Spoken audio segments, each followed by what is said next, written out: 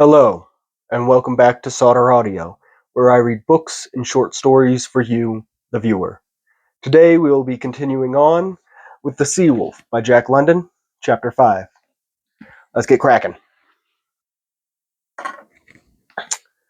Chapter 5. But my first night in the hunter's steerage was also my last. Next day, Johansen, the new mate, was routed from the cabin by Wolf Larsen and sent into the steerage to sleep thereafter, while I took possession of the tiny cabin stateroom, which on the first day of the voyage had already had two occupants. The reason for this change was quickly learned by the hunters and became the cause of a deal of grumbling on their part. It seemed that Johansen, in his sleep, lived over each night the events of the day.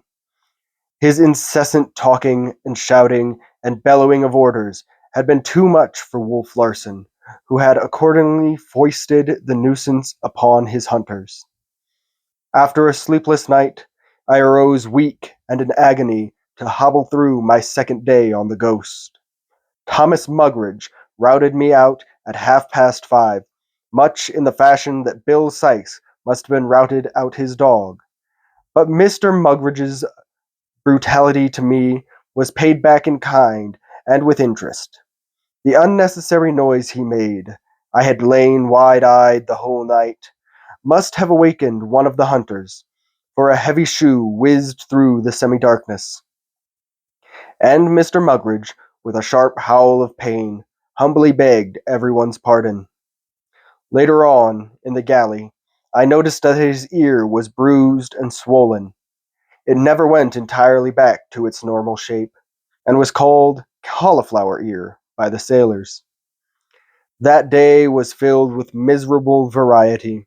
I had taken my dried clothes down from the galley the night before, and the first thing I did was to exchange the cook's garments for them. I looked for my purse. In addition to some small change, and I have a good memory for such things, it had contained $185 in gold and paper. The purse I found, but its contents, with the exception of the small silver, had been abstracted. I spoke to the cook about it when I went on deck to take up my duties in the galley, and though I had looked forward to a surly answer, I had not expected the belligerent harangue that I received. "Look here, Ump," he began, a malicious light in his eyes and a snarl in his throat. "Do you want your nose punched? If you think I'm a thief, just keep it to yourself, or you'll find how bloody well mistaken you are. Strike me blind, if this ain't gratitude for you. Here you come, a poor miserable specimen of human scum, and I takes you into my galley and treats you handsome, and this is what I get for it. Next time you go to hell, and say I, and I've a good mind to give you what for anyway." So saying, he put his fists and started for me. To my shame be it, I cowered away from the blow and ran out the galley door. What else was I to do? Force, nothing but force, obtained on this brute ship. Morale, suasion, was a thing unknown. Picture it yourself, a man of ordinary stature, slender of build, and with weak, underdeveloped muscles, who has lived a peaceful, placid life, and is unused to violence of any sort. What could such a man possibly do? There was no more reason that I should stand and face these human beasts than that I should stand and face an infuriated bull. So I thought it out at the time, feeling the need for vindication and desiring to be at peace with my conscience. But this vindication did not satisfy. For to this day, can I permit my manhood to look back upon those events and feel entirely exonerated? The situation was something that really exceeded rational formulas for conduct and demanded more than the cold conclusions of reason. When viewed in the light of formal logic, there is not one thing of which to be ashamed, but nevertheless a shame rises within me at the recollection, and then to the pride of my manhood, I feel that my manhood has in unaccountable ways been smirched and sullied, all of which is neither here nor there. The speed with which I ran from the galley caused excruciating pain in my knee, and I sank down helplessly at the break of the poop. But the Cockney had not pursued me. "Look at him run! Look at him run!" I could hear him crying. "And with a gime neat leg at that! Come on back, you poor little mama's darling. I won't hit yer. No, I won't." I came back and went on with my work, and here the episode ended for the time. Though further developments were yet to take place, I set the breakfast table in the cabin, and at 7 o'clock waited on the hunters and officers. The storm had evidently broken during the night, though a huge sea was still running and a stiff wind blowing. Sail had been made in the early watches, so that the Ghost was racing along, under everything except the two topsails and the flying jib. These three sails, I gathered from the conversation, were to be set immediately after breakfast. I learned also that Wolf Larsen was anxious to make the most of the storm, which was driving him to the southwest into that portion of the sea where he expected to pick up with the northeast trades. It was before this steady wind that he hoped to make the major portion of the run to Japan, curving south into the tropics and north again as he approached the coast of Asia. After breakfast, I had another unenviable experience. When I had finished washing the dishes, I cleaned the cabin stove and carried the ashes up on deck to empty them. Wolf Larsen and Henderson were standing near the wheel, deep in conversation. The sailor Johnson was steering. As I started towards the weather side, I saw him make a sudden motion with his head, which I mistook for a token of recognition and good morning. In reality, he was attempting to warn me to throw my ashes over the lee side. Unconscious of my blunder, I passed by Wolf Larsen and the hunter and flung the ashes over the side to windward. The wind drove them back, and not only over me, but over Henderson and Wolf Larsen. The next instant the latter kicked me, violently, as a cur is kicked. I had not realized there could be so much pain in a kick. I reeled away from him and leaned against the cabin in a half-fainting condition. Everything was swimming before my eyes, and I turned sick. The nausea overpowered me, and I managed to crawl to the side of the vessel. But Wolf Larsen did not follow me up. Brushing the ashes from his clothes, he had resumed his conversation with Henderson.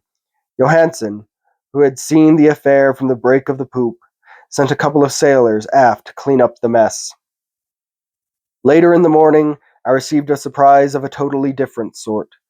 Following the cook's instructions, I had gone into Wolf Larsen's stateroom to put it to rights and make the bed. Against the wall, near the head of the bunk, was a rack filled with books. I glanced over them, noting with astonishment such names as Shakespeare, Tennyson, Poe, and De Quincey. There were scientific works, too, among which were represented men such as Tyndall, Proctor, and Darwin. Astronomy and physics were represented, and I remarked Bulfinch's Ages of Fable, Shaw's History of English and American Literature, Johnson's Natural History in 2 large volumes. Then there were a number of grammars, such as Metcalfe's and Reed's and Kellogg's, and I smiled as I saw a copy of the Dean's English. I could not reconcile these books with the man from what I had seen of him, and I wondered if he could possibly read them. But when I came to make the bed, I found, between the blankets, dropped apparently as if he had sunk off to sleep, a complete Browning, the Cambridge edition. It was open in a balcony, and I noticed here and there passages underlined in pencil. Further, letting drop the volume during a lurch of the ship, a sheet of paper fell out. It was scrawled over with geometrical diagrams and calculations of some sort. It was patent that this terrible man was no ignorant clod, such as one would inevitably suppose him to be from his exhibitions of brutality. At once he became an enigma. One side or the other of his nature was perfectly comprehensible, but both sides together were bewildering. I had already remarked that his language was excellent, marred with an occasional slight inaccuracy. Of course, in common speech with the sailors and hunters, it sometimes fairly bristled with errors, which was due to the vernacular itself. But in the few words he had held with me, it had been clear and correct. This glimpse I had caught of his other side must have emboldened me, for I resolved to speak to him about the money I had lost. "I have been robbed," I said to him a little later, when I found him pacing up and down the poop alone. "Sir," he corrected, not harshly, but sternly. "I have been robbed, sir," I amended. "How did it happen?" he asked. When I told him the whole circumstance, how my clothes had been left to dry in the galley, and how later I was nearly beaten by the cook when I mentioned the matter, he smiled at my recital. "Pickings," he concluded. "Cookies pickings, and I don't think your miserable life worth the price. Besides, consider it a lesson. You'll learn in time to take care of your money for yourself. I suppose up to now your lawyer has done it for you, or your business agent." I could feel the quiet sneer through his words, but demanded, "How can I get it back?" "That's your lookout.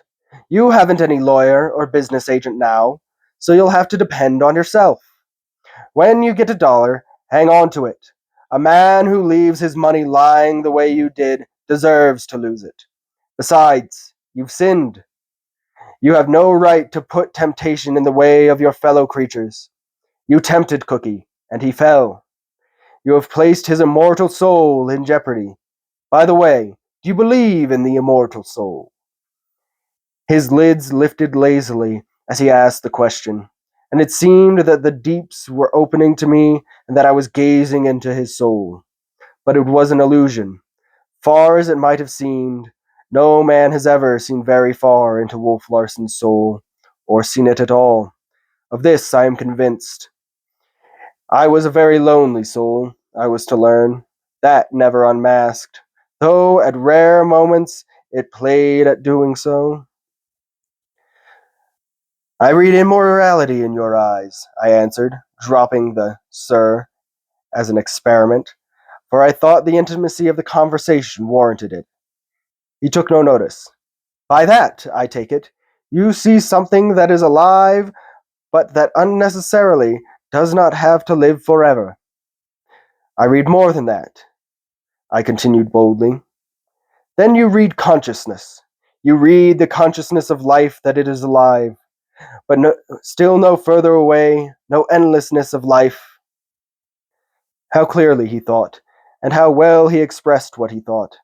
From regarding me curiously, he turned his head and glanced out over the leaden sea to windward. A bleakness came into his eyes, and the lines of his mouth grew severe and harsh. He was evidently in a pessimistic mood. "Then how is it to end?" he demanded abruptly, turning back to me. "If I am immortal, why?" I halted. How could I explain my idealism to this man? How could I put into speech a something felt, a something like the strains of music heard in sleep, a something that convinced me, yet transcended utterance? "What do you believe, then?" I countered. "I believe that life's a mess," he answered promptly. "It is like yeast, a ferment, a thing that moves and may move for a minute, an hour, a year, or 100 years, but in the end will cease to move. The big eat the little that they may continue to move, the strong eat the weak that they may retain their strength. The lucky eat the most and move the longest. That is all. What do you make of those things?" He swept his arm in an impatient gesture toward a number of the sailors who were working on some kind of rope stuff amidships. "They move. So does the jellyfish move. They move in order to eat, in order that they may keep moving. There you have it. They live for their belly's sake, and the belly is for their sake. It is a circle. You get nowhere. Neither do they. In the end, come to a standstill. They move no more. They are dead." "They have dreams," I interrupted.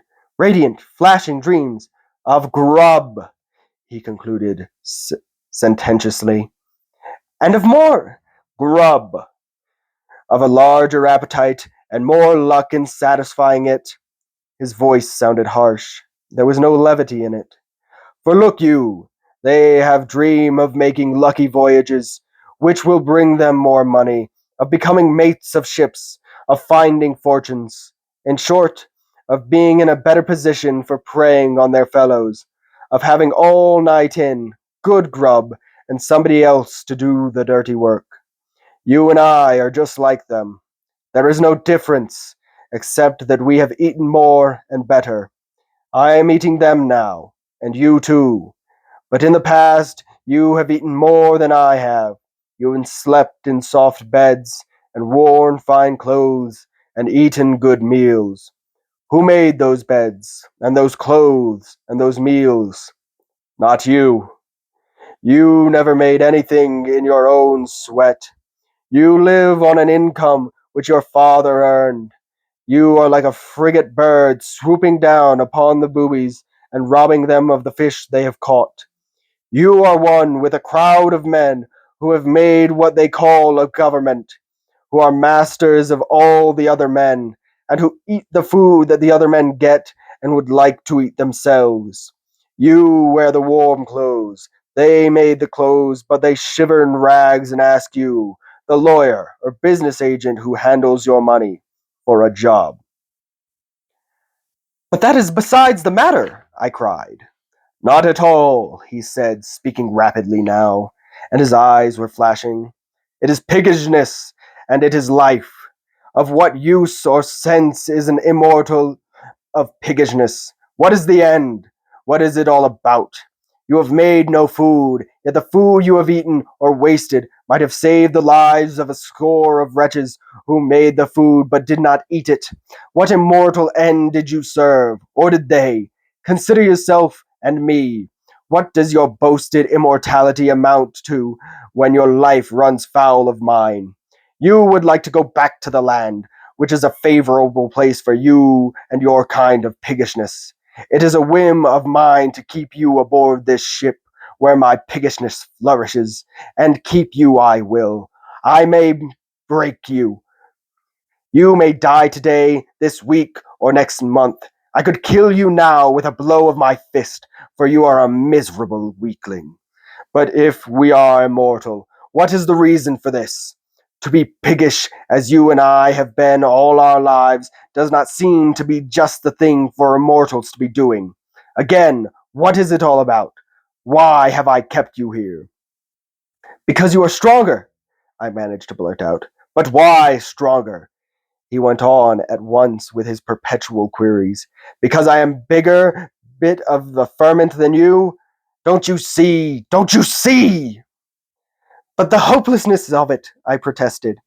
I agree with you, he answered. Then why move at all, since moving is living? Without moving and being part of the yeast, there would be no hopelessness. But, and there it is, we want to live and move, though we have no reason to, because it happens that it is the nature of life to live and move, and want to live and move. If it were not for this, life would be dead. It is because of this life that it is in you now that you dream of your immortality. The life that is in you is alive and wants to go on alive forever. Bah!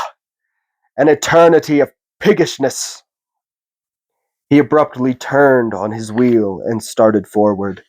He stopped at the break of the poop and called me to him.